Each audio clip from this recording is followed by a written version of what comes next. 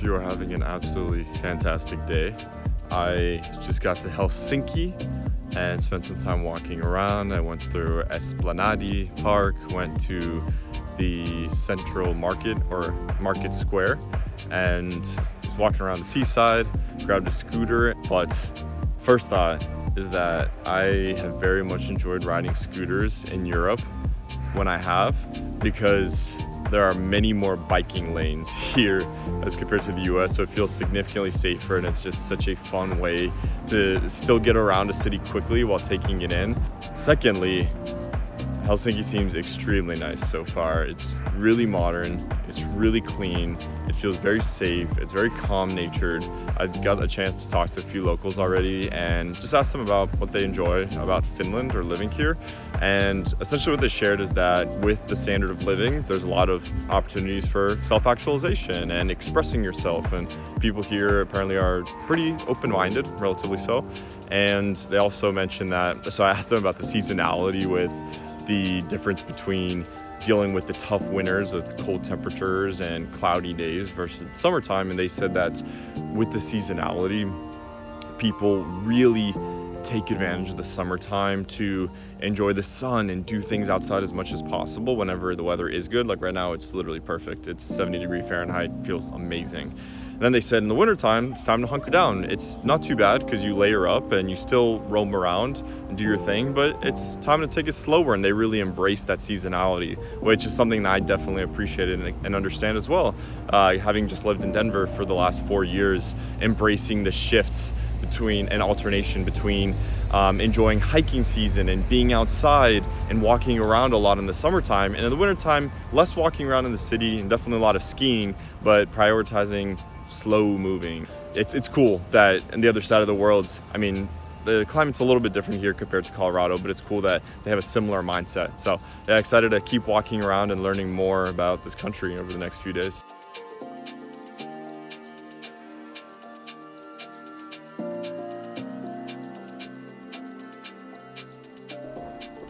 Today is a little bit gloomier out than yesterday, but even so, I've really enjoyed hanging around downtown Helsinki. I went over to a little tea house in the morning to get on my computer, and since then I've been walking around a lot of cool little vintage shops and interesting design-oriented shops. And I've just noticed in general that the people here are noticeably very polite and kind, and it's just a nice place in general. To me, it's reminiscent of a cross between Toronto and Boston, but just more relaxed. And I say so in terms of like being on the water and clearly having like a bunch of ships, as you can see behind me, but having a similar maritime feel, but very modern. Like the public bathrooms are much more modern than what I've seen in the US, which is cool. And I wanted to dig into a little bit of what has enabled Finland to become so modernized, and really some of the roots of it seems in the 1900s, when they finally got independence from the Russian Empire in the early 1900s during the Russian Revolution. They just have had steady economic growth by prioritizing education and innovation. I mean, they've had like a timber economy throughout that time, but really they've just focused a lot on education, welfare, building trust in their society. And I mean, they've had their ups and downs like any economy, but overall it seems like those efforts have really paid dividends for the Finnish people. I'm at the Alasi pool, which is a traditional Finnish sauna. And this location is pretty awesome because you have these pools overlooking the water.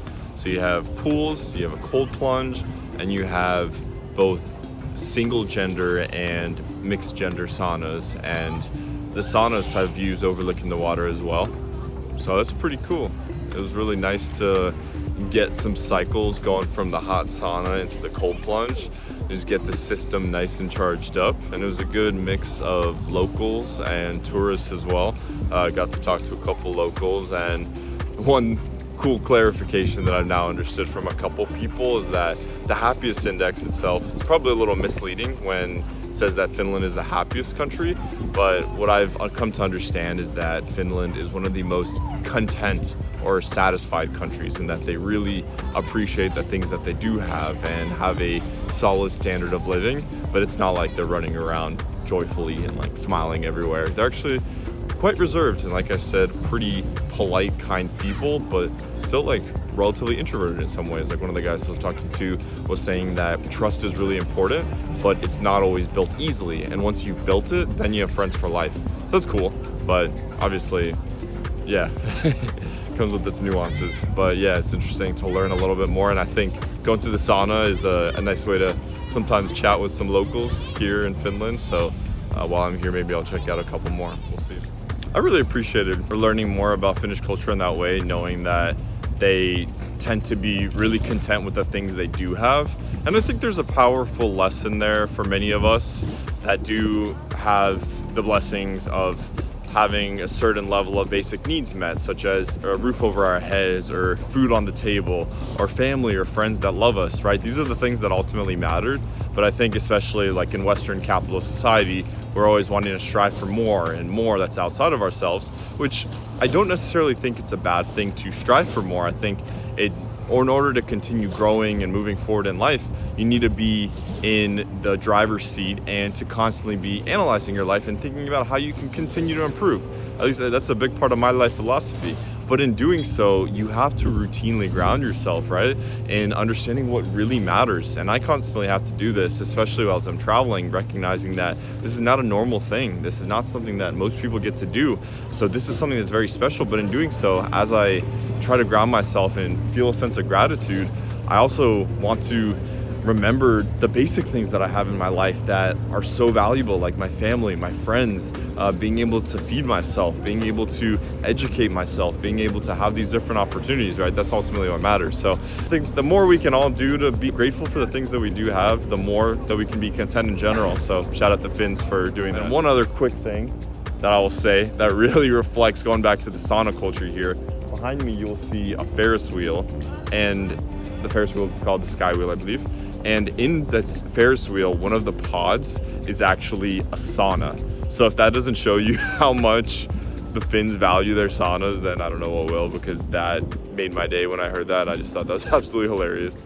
One of the main attractions here in Helsinki is to take a ferry over to the island of Suomenlinna, which was a former fortress used for protection, and went over there. Unfortunately, the weather took a turn for the worse, so it was raining and windy. It's not very pleasant, but I think on a normal day, if it's sunny out, such an awesome place to picnic and hang out and walk around. So unfortunately, I didn't stay too long, but definitely worth a visit in general. But otherwise, I wanted to make a comment on another observation I've had, that Helsinki is definitely expensive, but they have a ton of lunch buffets, which is interesting. So they have a lot of restaurants that offer the option around lunch hours. You pay about 15 euro and it's all you can eat. I actually ate at a couple of them for the last couple of days, and they were great, and you get a good bang for your buck. So yeah, kind of an interesting thing that I noticed that I don't think is typically common, but seems to be very common around the design district here. There's also a ton of really quality Asian restaurants here. I went to the Hitalati market earlier. There were a ton of Asian options there, and just I've noticed in general, being in a one Thai place, it's like Hokkao, I'll just put it below. That was phenomenal. If you like Thai food, could not recommend it enough. And then I also earlier went and ate at a place called the Boom Room, which has some of the best salmon poke I've ever had.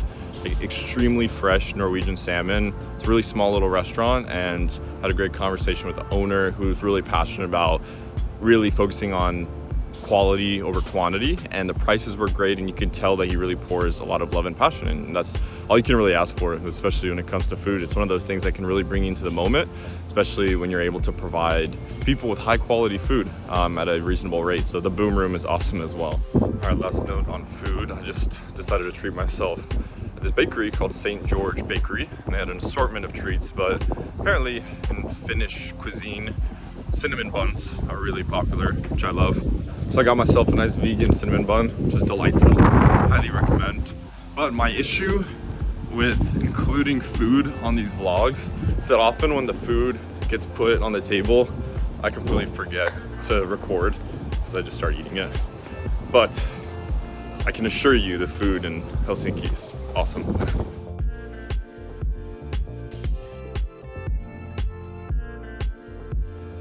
Having seen a good part of Helsinki over the last couple days, decided to take a day trip out to Nuuksio National Park. Since one of the cool things about Finland, that much of it is covered by forest. It was quite easy to actually get here.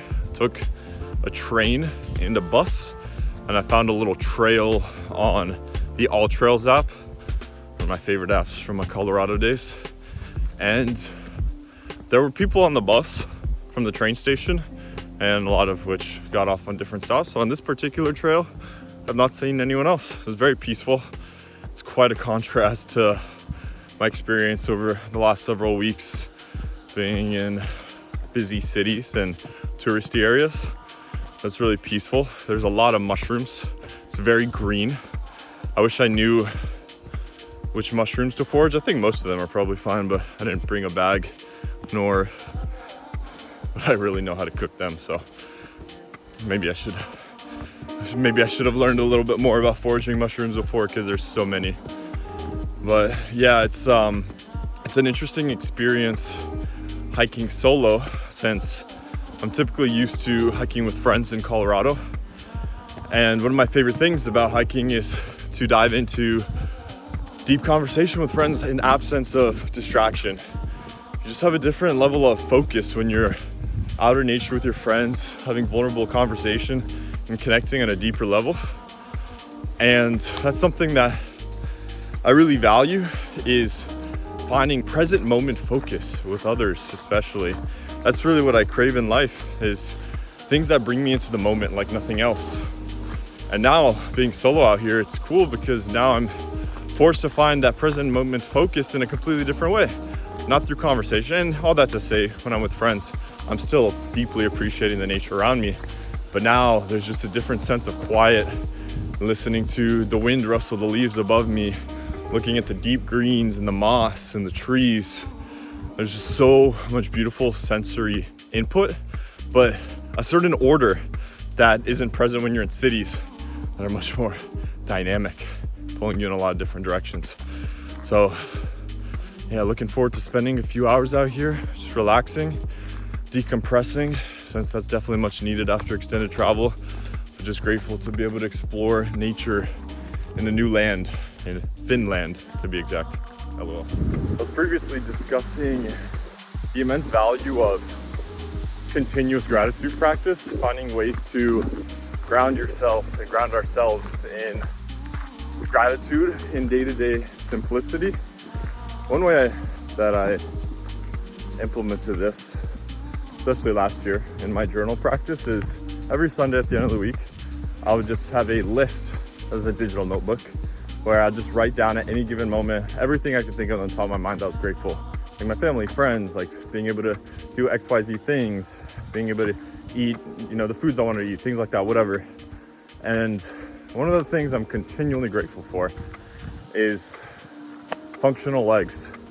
Because when I talk about seeking moments in which I'm present, some of the moments I feel the most present is in movement, skiing, hiking, etc.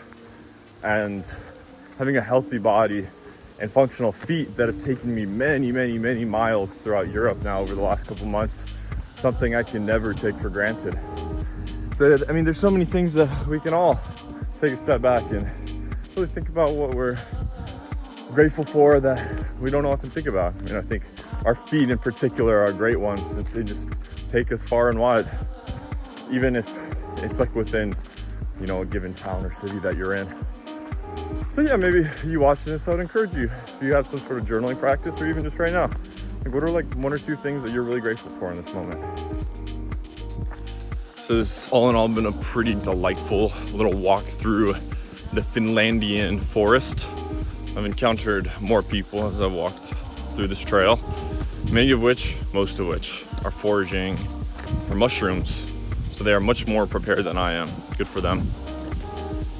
It's cool though, walking through the forest, it feels so similar to the forest I'm used to back home, though with more mushrooms for sure. But it's a funny little reminder that nature is going to be nature regardless of your culture. I'm going to be in a completely different land with different norms and routines and traditions. The trees are still going to be trees. The wind's still going to be the wind. Maybe a little different varieties here and there, but it's a stabilizing force, I suppose. I don't even know what that means. I'm just stop that here. I just love nature, man. It's nice to appreciate it from a different perspective, all in all. So I'll leave it there. I've been thinking about a ton of stuff while walking through the forest, and just grateful to be here, to be able to explore the sense of freedom, and for a functional body. My friends, my family, anyone watching this, yeah, thank you. All right, that's enough for now. Okay, check this out. So now I am in the Central Park in Pasila, close to where I'm staying. And for reference, this park is basically just a forest right by the city. And within this park, they have a brand new outdoor gym full of all equipment you would need in a proper gym with resistance, so you can get a proper workout in here. And I imagine it's challenging to use in the winter perhaps, but right now at the end of August, the weather's perfect, the sun is shining, the endorphins are flowing. Finland knows what's up. I ended my time in Helsinki yesterday by going to a little techno daytime party, because I typically love going to house and techno shows, but have not been prioritizing that in my travels. But I will say that was a great time. Aniwali is a fantastic venue if you're visiting Helsinki and like techno. But otherwise, I really enjoyed my time here. The people are very friendly, it's modern, there's so many green spaces. I spent some time yesterday going through some more of the parks. I went to Sibelius Park, and just very tidy. The people are extremely pleasant. The food is good, so overall, really nice place. And I wouldn't say it's the most touristy place, but it's a really cool place to get a sense of our culture, and really glad that I was able to come visit here. Thank you so much, Finland, and appreciate you watching. Take care, and hopefully see you in the next one. Peace.